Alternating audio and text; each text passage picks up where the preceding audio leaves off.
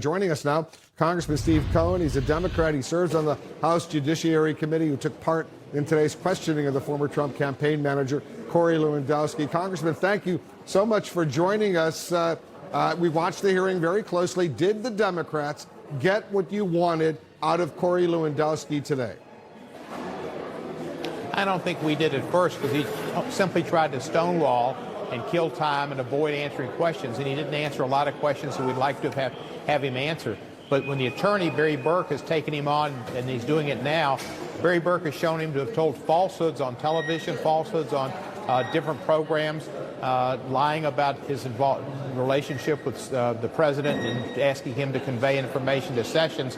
And when caught at it, he said, well, I wasn't under oath, and I don't have a duty not to lie, basically, to the media, and claim the media lies all the time, so whatever he did was okay. He's under oath right now, and he was caught lying. He first didn't admit he was lying, but basically admitted it by saying he thinks the media lies, so it's okay to lie to the American people on television. Yeah, Corey Lewandowski is not a good human being, and he's not a good witness. He's still testifying up now, and as you point out, the Democrat attorneys are now questioning him about what was going on, what was in the Mueller report, and all of that. But bottom line right now, did the American public really learn anything new today watching these hours of this hearing? They might have. I mean, not too many people read the Mueller report. I don't know how many people watched intently our Mueller testimony. But the fact is, the president asked Lewandowski, who was not even working for the president, after McGahn, after Sessions had told him they wouldn't do what he wanted him to do to get Sessions to back off. He dictated a letter to him, asked him to deliver that to Sessions, asking Sessions to back off, make the investigations of future presidents, not this president, and to claim this Trump ran the greatest campaign in the world. He did that even though he knew he wasn't supposed to get involved with the Attorney General. He found Lewandowski, who was his pit bull, his enforcer, as he was called in many articles, and as he himself more or less said, as a loyal soldier, to do it. And the reason he did that is because he knew it was against the law, and he found somebody that would do it. At the last minute, Lewandowski got cold feet and chickened out and didn't do it, and he passed it off to Dearborn, who also didn't do it. But Lewandowski's been shown by the questioning in just Mike Wallace fashion that he lied.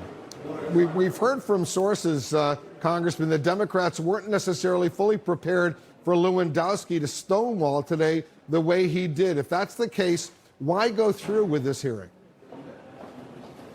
I think we knew that he would stonewall. I think we knew he would use the opportunities to claim he had some executive privilege that the White House and the council had written to not go beyond the four corners of the Mueller report. We didn't know he would do some kind of have to want to get the Mueller report and look at it to confirm that he was even there, and that was obviously just trying to kill time. That was beyond anything we've seen from any witness the whole time I've been in judiciary in 13 years. This witness was beyond stonewalling. He was just trying to kill time and so what do you do? What, if anything, can you do about that? Well, I think we could hold him in contempt of Congress. Will you? For refusal to answer questions.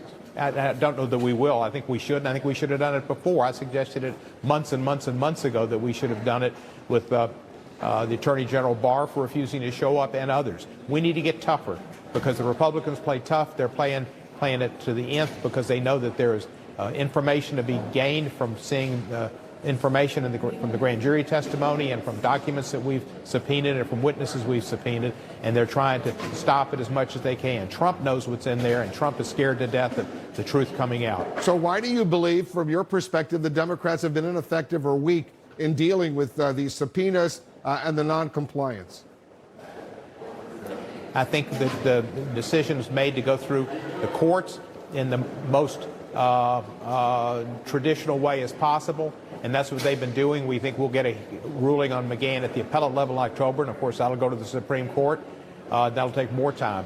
I think the idea of doing this in the most traditional fashion is proven to be not the right choice, because this is an untraditional presidency that will do anything because they know what's at the end of the rainbow. This was the first big hearing of the formal impeachment investigation in the Judiciary Committee. Corey Lewandowski was mostly non-cooperative. Do you worry he set a precedent for other witnesses?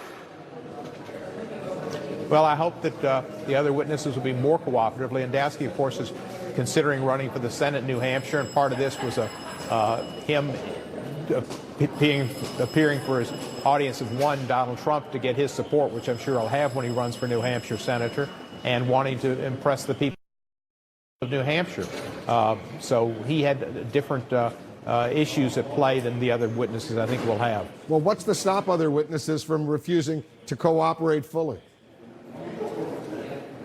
Well, there's not a good reason not to cooperate, although the president finds reasons. His attorneys give him reasons saying they've got some privilege.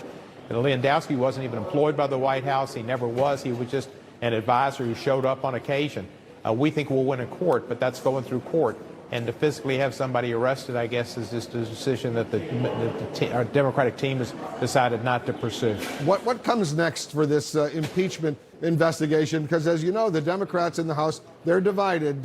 Many of them, a majority, want to go forward with formal impeachment proceedings. But there's a whole bunch of others, including some of the leaders, who say, you know what? It's better, especially going to an election next year, to focus in on other issues right now, like health care, infrastructure, national security. We're doing those things, too, and we passed health care bills, and we passed bills that concerning cleaning up government and corruption and cleaning up the election process and trying to get people more opportunities to have the vote and all. But McConnell won't schedule any of those bills. And we've sent a lot of bills over there of substance that McConnell will not schedule. Nothing we can do about that. But we can do two things at once. So we're going to continue to work on health care and try to lower prescription health care costs, to pass an infrastructure bill, and to clean up the corruption that's here and present in this administration, and pass better laws on ethics that we need to have improved. We're going to be working on those bills. But we also need to investigate the president in our impeachment hearing. We're going to have an emoluments hearing in my subcommittee. I think it's the 24th of this month. We're also going to have a hearing coming up in October on impeachment in general, and I'm sure there'll be other fact witnesses coming forth as well. Congressman Steve Cohen, thanks so much for joining us.